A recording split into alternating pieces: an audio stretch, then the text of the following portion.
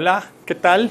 Bienvenidos, bienvenidas a este tu espacio, a este tu canal. Te doy la cordial bienvenida, tu amigo, Dr. J. Jesús Zúñiga López.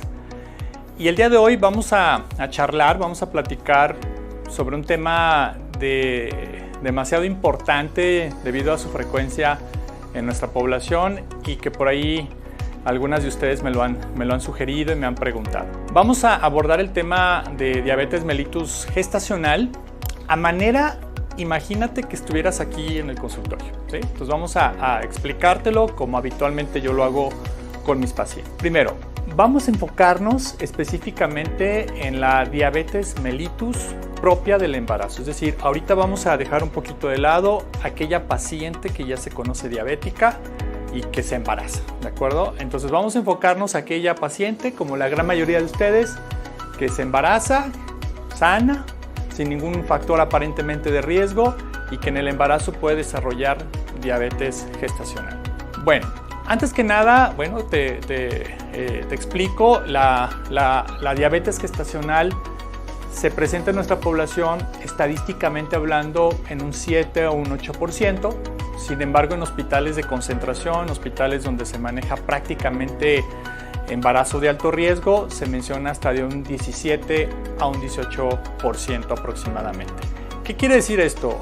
Que en una consulta habitual de algún colega, por ejemplo, que ve entre 8 o 10 pacientes embarazadas al día, es muy posible que vea entre 1 o 2 pacientes embarazadas que cursan con diabetes. ¿Cómo hacemos el diagnóstico?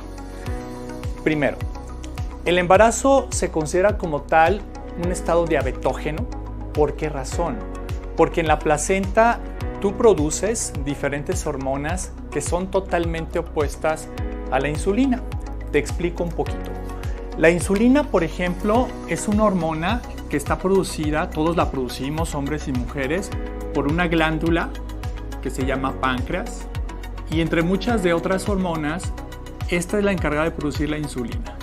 La insulina es una hormona que es necesaria para regular nuestros niveles de glucosa, ¿de acuerdo? Cuando nosotros desayunamos, comemos, cenamos, comemos un postre, pues en ese momento se dispara la insulina para mantener niveles de glucosa normal. ¿Qué es lo que ocurre en el embarazo?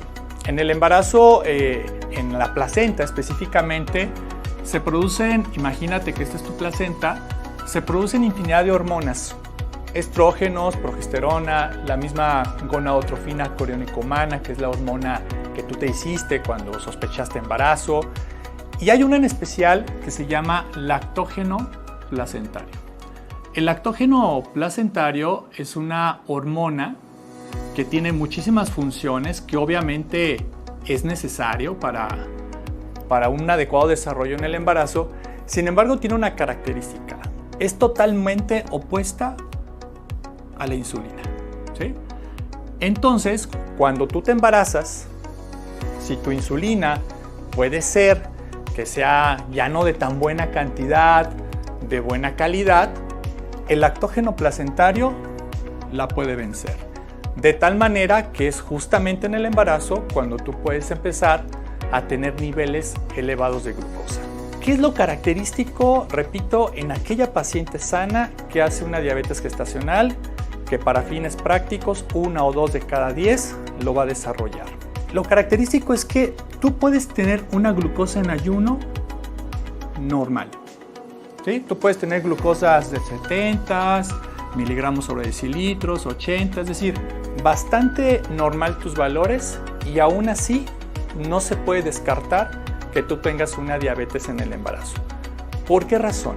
Porque recuerda que a diferencia de la diabética tipo 1, tipo 2, es decir, que ya se conoce diabética y que se embaraza, tú sí tienes insulina, que habitualmente fuera de tu embarazo te controla adecuadamente tus niveles de glucosa, pero cuando te ponen un reto como es el embarazo, puede ser que esta insulina no trabaje de una manera adecuada.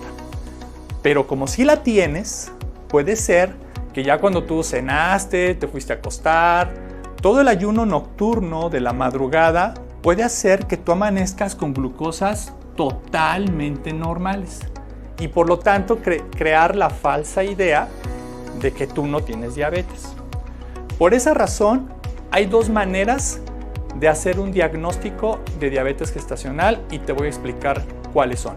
Ok, ¿cómo es lo ideal de hacer el diagnóstico? Hay dos maneras. Te explicaba al inicio de la charla que nosotros, los mexicanos, para fines prácticos los latinoamericanos, incluyendo a los estadounidenses, somos una población genéticamente con una alta susceptibilidad de ser diabéticos. Prácticamente todos tenemos familiares con diabetes mellitus tipo 2. Mi papá era diabético, seguramente alguien en tu casa, en tu familia, tu papá, una tía, etc. Es factible y es muy posible que tengas algún familiar con diabetes, ¿de acuerdo? Por lo tanto, es esperable que en nuestra población mexicana haya también una alta presencia o prevalencia de diabetes mellitus gestacional. ¿Cómo hago el diagnóstico? Si ya les expliqué previamente que puedes amanecer con una glucosa en ayunas normal, necesariamente a ti, mamá embarazada, hay que someterte a un reto que obviamente es una prueba que es totalmente segura. Y esas pruebas hay de dos maneras que seguramente tu ginecólogo en tu control prenatal te va a solicitar alguna de ellas. La que a mí yo prefiero por estar en México, por manejar pacientes de alto riesgo, por manejar pacientes que tienen esa susceptibilidad a ser diabetes porque pertenecen a un grupo étnico donde hay una alta posibilidad de ser diabéticas, me enfoco en la primera, que es por medio de una asociación que se llama Asociación Americana de Diabetes.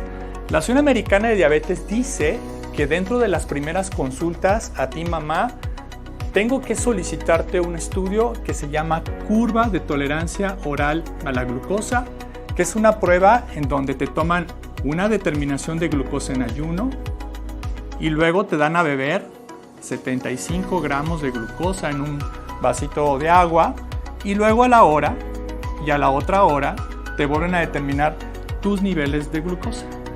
De tal manera que la prueba se llama curva de tolerancia a la glucosa de 2 horas, porque desde el momento que te llegaste al laboratorio, te tomaron la muestra en ayuno, hasta la última pasaron 2 horas. Los valores normales es menos de 92 en ayuno, menos de 180 a la hora y menos de 153 a las 2 horas. Uno o más valores elevados, yo hago el diagnóstico de una diabetes mellitus gestacional. ¿Por qué se hace así? Te repito, puedes tener una glucosa en ayunas normal, pero cuando desayunas, comes y cenas, se te eleva la glucosa.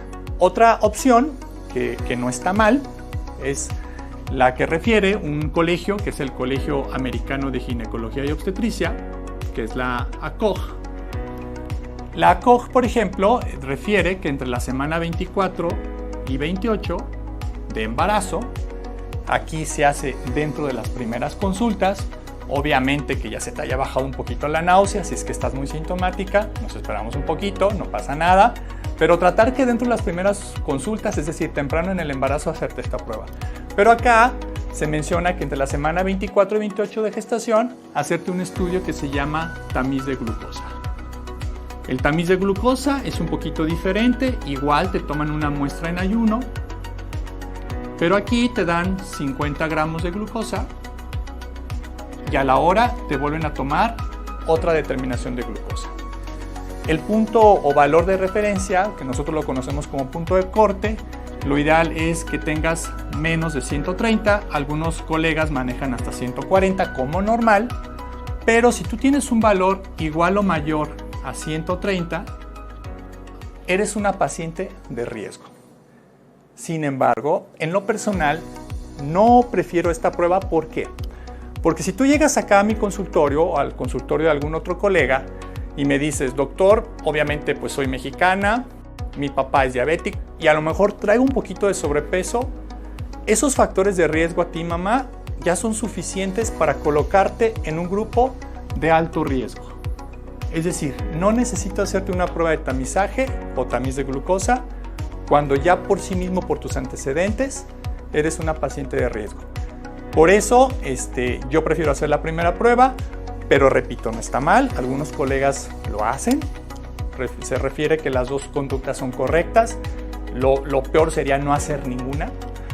Pero, por ejemplo, específicamente aquí, que es el tamiz de glucosa, si sales positivo, en ese momento tu doctor te va a pedir otra prueba que se llama curva de tolerancia oral a la glucosa, y esta prueba dura 3 horas. Y es valores un poquito diferentes. Aquí la diferencia es que la curva de tolerancia a la glucosa dura 3 horas, son 4 valores, y ahí tienes que tener 2 o más valores elevados.